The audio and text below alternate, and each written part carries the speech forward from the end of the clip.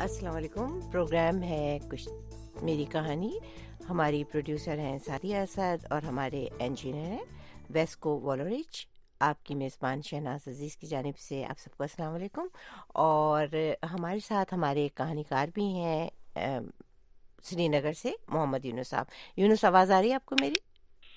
جی جی جی جی جی. السلام علیکم. جی وعلیکم السلام. یونس نے اس سے پہلے بھی ایک کہانی ہمیں سنائی تھی اور وہ ان کی اپنی زندگی کی کہانی تھی. بہت اچھی کہانی تھی. اس کے بعد کئی دفعہ میرا کانٹیکٹ رہا ان سے اور میں ان سے کہتی بھی رہی کہ کوئی کہانی اور لکھیے. تو انہوں نے ایک کہانی ہمیں بھیجی ہے بجائے اس کے کہ میں کچھ کہوں اس کہانی کے بارے میں. یونس کے دوست کی کہانی ہے. ہم وہ کہانی سے شروع کرتے ہیں پروگرام اور اس کے بعد ہم یونس سے اور بھی باتیں کریں گے. تو جی سنتے ہیں. تو آج آنکھوں میں تھوڑی سی نمی ہے, دل میں ایک کسک ہے اور ہونٹوں پہ تھوڑی سی تھرتھراہٹ. ہاتھ کچھ جمے ہوئے اور ایسے میں ایک ایسے انسان کے بارے میں بات کرنے جا رہا ہوں جس کی یادوں کی مہک آج بھی ہواؤں میں ہے. راحل. ایک ایسا نام جو سنتے ہی میرا دل خوشی سے اچھل جاتا تھا. ایک ایسا انسان جو کسی بھی کٹھن سچویشن میں آپ کو ہنساتا. ایک ایسا کردار جو ہر کردار پہ بھاری پڑتا. راحل کا جنم 1990 کو پہاڑی ضلع راجوری میں ہوا. ان کے پاپا ریٹائر ہو چکے ہیں. ان کی امی ایک ہاؤس وائف ہے. اس کے علاوہ راحل کا ایک بھائی بھی ہے. اپنے والد کی مختلف جگہوں پر پوسٹنگ کی وجہ سے راحل کے بچپن کا بہت سارا حصہ مختلف مقامات پر گزرا. تعلیم کا آغاز کیندری ودیالیہ جموں میں ہوا جہاں سے انہوں نے 2007 میں 12ویں جماعت کا ایگزام پاس کیا. 2008 میں راحل کی سلیکشن BSc فارسٹری کے لیے ہوئی لیکن ڈاکٹر بننے کا خواب اس کے دل میں ایسا بسا تھا کہ اگلے ہی سال MBBS میں ان کی سلیکشن ہوئی اور اس طرح سے سکمز میڈیکل کالج بیمنا سری نگر میں ان کا داخلہ ہوا. 3 ستمبر 2009 یہ وہ دن تھا جب ہم پہلی بار ملے بھی تو ایک ایسے ماحول میں جہاں چاروں طرف خوف و ہراس تھا. ہر طرف ایک عجب اداسی ہماری زبانوں پہ گویا مہر سی لگی ہوئی تھی. یہ تھا میڈیکل کالج کا وہ ڈائسیکشن ہال جہاں ہر روز ہمیں خوب ڈانٹ ڈپٹ کا سامنا کرنا پڑتا تھا. پچھلے 1 مہینے سے میں سب کچھ دیکھتا آیا تھا مگر راحل کے لیے یہ سب نیا تھا چونکہ ان کا آج پہلا دن تھا. جب HOD اناٹمی نے دیر سے جوائن کرنے پر راحل سے وضاحت طلب کی تو راحل نے کچھ ایسا قصے درد تراشا کہ سب ہنس پڑے. اسی دن سے راحل اور میری دوستی کا آغاز ہوا. میڈیکل کالج کی لائف میں ہم روز ملتے رہے. فرسٹ ایئر MBBS ایک ایسا طوفانی سال تھا جو کٹے بھی نہ کٹتا تھا مگر راحل جیسا ہمراہی مل جائے تو وقت کا پتہ ہی نہیں چلتا. آئے روز ایگزامز نے زندگی کو اجیرن بنا کے رکھ دیا مگر ہم پھر بھی چلتے رہے. ہم ہمیشہ ایگزام سے کچھ دن پہلے ہی اپنی پریپریشن شروع کرتے تھے. فیل ہونے کے امکانات ہر وقت ہمارے سر پر منڈلاتے مگر راحل مزاحیہ انداز میں کہا کرتے تھے طوفانوں سے کشتی نکالنے کا کچھ الگ ہی مزہ ہے. راحل صرف میرا ہی دوست نہیں بلکہ 50 اسٹوڈنٹس پر مشتمل پورے بیچ کو راحل کے ساتھ ایک خاص قسم کی اٹیچمنٹ تھی. ہم ہر دن کلاسز میں ٹیچرز کی نظروں سے بچنے کے لیے ایک پلان مرتب کرتے تھے. کبھی یہ سکسیسفل ہو جاتا تھا تو کبھی بری طرح فیل. فرسٹ ایئر MBBS کا سفر نہایت مشکل تھا مگر بالآخر ہم پاس ہو گئے. سیکنڈ پراپ فرسٹ پراپ کے مقابلے میں آسان تھا. وہ اس لیے کہ ٹیچرز بالکل مختلف تھے اور وہ کچھ اساتذہ تو ایسے تھے جو ہمارے مشکلات سمجھ کر ہم کو بہلاتے اور بالکل ایک دوست کی طرح پیش آتے. انہی ہنسی یادوں میں سیکنڈ پراپ کا سفر بھی گزر گیا. ہر امتحان میں راحل کوئی نہ کوئی کوسچن غلط لکھ کے آتا اور پھر بار بار مجھ سے سوال کرتا کہ محنت کا 1 نمبر ملے گا کیا. میں ہمیشہ ان کو تسلی و تشفی دینے کے لیے ہاں کہتا تھا. ہمارے کچھ اور بھی قریبی ساتھی تھے جن میں ذیشان، مدت، چیتن، منصور، عمران وغیرہ، منوج وغیرہ. ہم ہر وقت ایک جھنڈ کی طرح ملتے اور ہنسی مذاق سے لطف اندوز ہوتے. ایک بار جب HOD اناٹمی ہمیں پریکٹیکل کروا رہے تھے اور گویا ہم پہ بجلیاں برسا رہے تھے تو اس خوف زدہ ماحول میں بھی راحل چپ نہ رہا. میں گردن جھکائے اداسی کے عالم میں اپنی قسمت کو رو رہا تھا. جب راحل پر نظر پڑی وہ ہاتھ سے اشارہ دکھا رہا ہے بال ٹھیک ہے میرے. پری فائنل میں میٹرنٹی پوسٹنگ کے سلسلے میں مجھے راحل اور ایک تیسرے ساتھی سمیر کو کالج سے دور ایک ہاسپٹل میں جانا پڑا جہاں ہم 1 مہینہ رہے. یہی وہ پیریڈ تھا جب راحل اور میرے درمیان تعلقات اور سنجیدہ ہو گئے. وہ ہمیشہ ہر حال میں خوش رہتے تھے اور اس کا ایک قول زندگی دو پل کی مہمان ہے خوش رہو مجھے راز آتا تھا۔ اس طرح ہم نے 2014 نومبر میں فائنل پراپ کا ایگزام پاس کیا۔ اسی اسنا میں وہ اپنی انٹرنشپ کے لیے جموں روانہ ہو گئے اور میں یہی سری نگر میں تعینات رہا۔ ہماری آخری ملاقات کے وقت ہم نے عہد کر لیا کہ زندگی بھر ہم ایک دوسرے سے کنٹیکٹ میں رہیں گے۔ ہم فون پر اکثر ایک دوسرے سے دیر تک باتیں کرتے رہتے تھے۔ 28 مارچ 2015 کی رات کو وادی میں بارشوں کا سلسلہ شروع ہوا۔ میں بارش کا مزہ لینے کے لیے ورنڈا پہ آ کے سو گیا، مگر نہ جانے آج اس رات میں بجائے اس کے کہ میں سکون سے سو پاتا، ایک عجب بے قراری نے مجھے اپنی آغوش میں لے لیا۔ رات کو 5 بجے میری آنکھ لگی تو ایک ڈراونے خواب نے پھر جگا لیا۔ صبح اٹھا، چائے پینے کے بعد میں Australia versus New Zealand world cup final match دیکھنے لگا۔ اسی دوران میں نے اپنا فیس بک کھولا تو فیس بک پہ ایک نیوز پڑھ کر گویا میری دھڑکن بند ہو گئی۔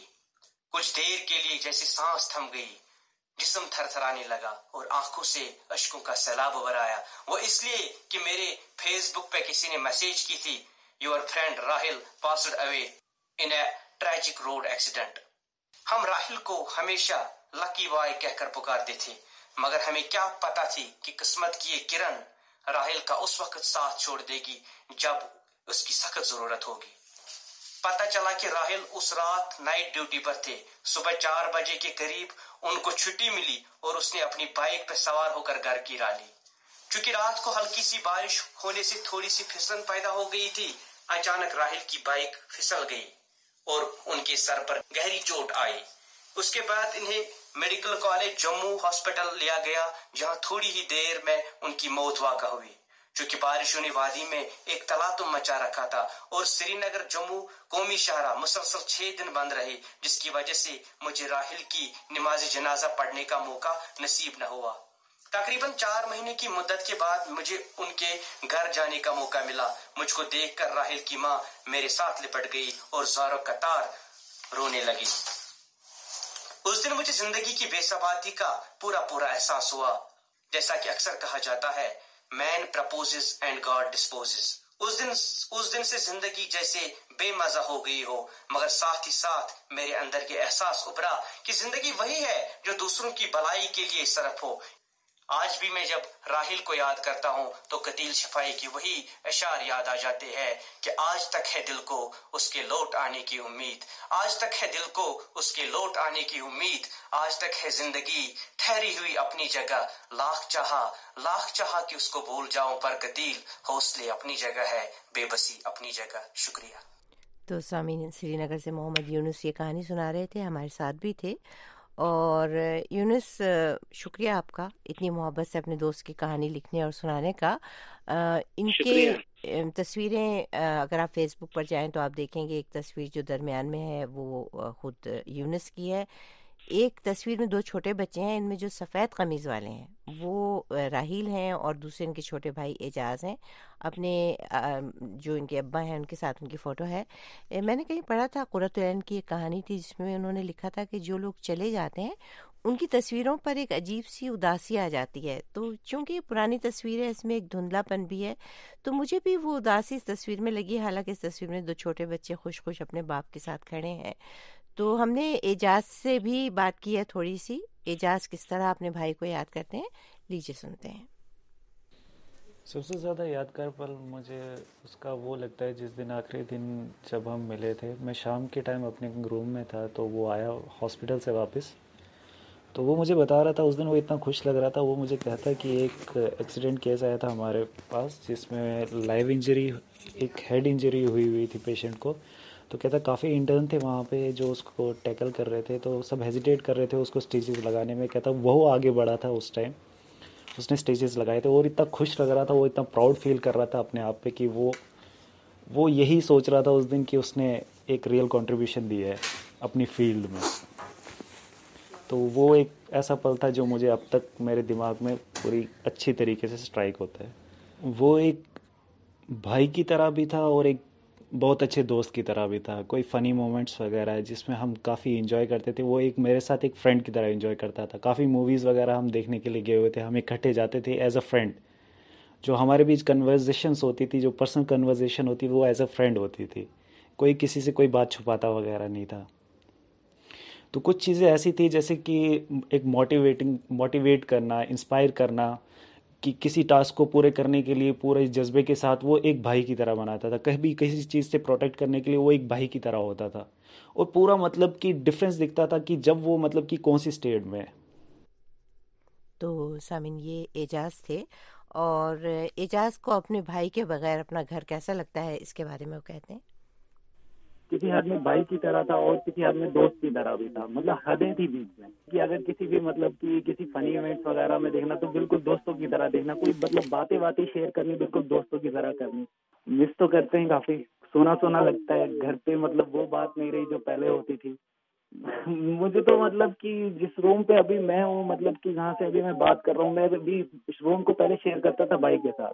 तो मुझे तो अभी भी मतलब कि कभी कभार मतलब फील नहीं होता, जब रूम के अंदर जाके बैठता हूँ तो तब मुझे फील होता है यार यहाँ पे तो एक और हस्ती थी पहले। तो सामीन ये एजाज थे। चेतन शर्मा इनके एक दोस्त हैं, और इन तमाम लोगों की बातों से ये यूनुस ने हमें इकट्ठी करके दी ये यादें। लेकिन इससे पहले कि मैं चेतन शर्मा ने क्या कहा सुनवाऊँ आपको, कुछ फेसबुक पे पढ़ दूँ, आपको बता दूँ कि फेसबुक पर आप लाइव ये प्रोग्राम देख सकते हैं, सुन सकते हैं। इसी तरह हमारे वेबसाइट पे भी आप जाके इस प्रोग्राम को सुन सकते हैं। और शोएब हसन निहालिका, कयूम लोन, इंजीनियर जीशान खावर और फारूक भट्ट साहिबान, इन सब ने सराहा है इनकी यादों को और कहा है बड़ी उदास करने वाली कहानी है। हमारे साथ सनाउल्ला मरी कोहलू से। जी सनाउल्ला, अस्सलाम वालेकुम। सनाउल्ला मरी। हाँ, अस्सलाम वालेकुम मैडम। जी वालेकुम सलाम। क्या कहेंगे आप कहानी के बारे में? मैडम बहुत अच्छी कहानी थी, बहुत वैसे आपका ये वसीला है कि आप जो भी मतलब चीजों को मतलब वाजह में का पिलाती हैं, बहुत अच्छी कहानियां होती हैं। और मैडम आपसे एक बात शेयर करनी थी। जी जी। कि ऑल डिसेबल ऑर्गेनाइजेशन के कहने पर कोल्लू में एससी जो है एक स्कूल बना रही है। अच्छा। तो माजूर साहब के लिए, जी हाँ, कोल्लू में एक स्कूल बना रही है। तो मैंने कहा आपको खुशखबरी सुना दो हमारे कहने पर। यानी सरकारी तौर पे बनाया जा रहा है एफसी की जानिब से? हमारे कहने पर एफसी की जानिब से। बहुत खुशी की बात है। माजूर साहब के लिए मैं आपको बल्कि मैं भी आपसे एक बात शेयर करना चाहती हूँ कि अभी आप सुनिएगा, जब ये फोन बंद करके एक कहानी आप लोग सुनिएगा, उससे आपको पता लगेगा कि आप तो सनाउल्ला फिर भी बहुत बड़े एक्टिविस्ट हैं और बहुत दिन से काम कर रहे हैं। एक बिल्कुल घरेलू खवातीन ने किस तरह अपना एक्टिविज्म इस्तेमाल करके अपना हक हासिल किया, वो कहानी सुनने के आप मुंतज़िर रहिए। लेकिन उससे पहले चलते हैं चेतन शर्मा क्या कहते हैं राहिल के बारे में। नमस्कार, मेरा नाम चेतन है। राहिल की बात करें तो राहिल मेरा बहुत ही अच्छा दोस्त था। हमने 5 साल साथ में गुजारे हैं श्रीनगर में पढ़ाई के वक्त। हमने साथ में एंजॉय किया, साथ में खाया पिया, साथ में घूमने गए, जहाँ गए साथ में गए। राहिल की एक बहुत ही अच्छी खासियत थी, उसमें एक बहुत ही अच्छा टैलेंट था। वो ये था कि वो जहाँ जाता था वहाँ लोग हंसते थे। वो एक रोते हुए आदमी को भी हंसा देता था। उसका ये टैलेंट बहुत ही सब पसंद करते थे। एक बहुत ही डिफरेंट पर्सनैलिटी थी। कहीं पे भी जाए वहाँ लोग हंसाता था, जहाँ भी जाए लोग हंसाता था। लास्ट टाइम जब मिले तो बहुत खुश था। नई बाइक लेके आया था हॉस्पिटल। हमने साथ में मोचें की, साथ में फ़ोटो सेशन किया। हमें क्या पता था कि यही बाइक उसकी जान ले लेगी। जो भी है, मैं लास्ट में यही कहना चाहूँगा कि उसने लोगों को बहुत ही हंसाया है। वो जहाँ भी है भगवान उसे वैसे ही खुश रखे जैसे उसने बाकियों को खुश रखा हुआ था। तो गो के रिकॉर्डिंग की क्वालिटी बहुत ही ख़राब थी, लेकिन क्योंकि जो कुछ ये कहना चाहते थे मैं चाहती थी अपने दोस्त के लिए कहें, तो हमने इसको शामिल किया है प्रोग्राम में। अच्छा यूनुस, कैसा लगा आपको आज ये सारी बातें सुन के? आप समझते हैं कि दोस्त का कुछ हक अदा हुआ? जी, सबसे पहले आपका शुक्रिया। और सबसे पहले प्रोग्राम के आगाज में मैं सभी सामीन को, चाहे कोई हमें कश्मीर में सुन रहा है, भारत की मुख्तलिफ रियासतों में सुन रहा है या पाकिस्तान और पीओके में सुन रहा है, तो मैं उनका बहुत शुक्रिया अदा करना चाहूंगा कि वो इस प्रोग्राम के तय अपनी मोहब्बत का हमेशा इजहार करते हैं। اور اس کہانی کو بھی وہ پسند کرتے ہیں. تو جو یہ کہانی تھی یہ ایک ریئل کہانی تھی, ایک ایسی ٹریجڈی ہے لائف کی جو بہرحال ہمیں برداشت کرنی ہی پڑتی ہے, جو نیچر ہمیں دکھاتا ہے ڈفرینٹ کلرز از لائف کے. بالکل صحیح ہے, لیکن آپ نے کچھ لکھا بھی تھا نا ان کے لیے, اپنے دوست کے لیے کوئی اشعار ہیں آپ کے, وہ سنائے ہمیں. جی جی جی جی جی جی میں نے ایک مرثیہ لکھی تھی اس کے بعد ہی جب راحل کی ڈیتھ ہوئی تو اس کی شام کو میں بہت اداس تھا, اس دن بارش ہو رہی تھی ہلکی ہلکی, تو آئی واز ویری ڈپریسڈ. تو اس کے بعد میرا یہ ایک قسم کا ہابی ہے کہ میں لکھتا ہوں. اور سنائیں ذرا, کہ وقت کم ہے تو اگر آپ سنا دیں ہمیں جلدی سے وہ اپنا.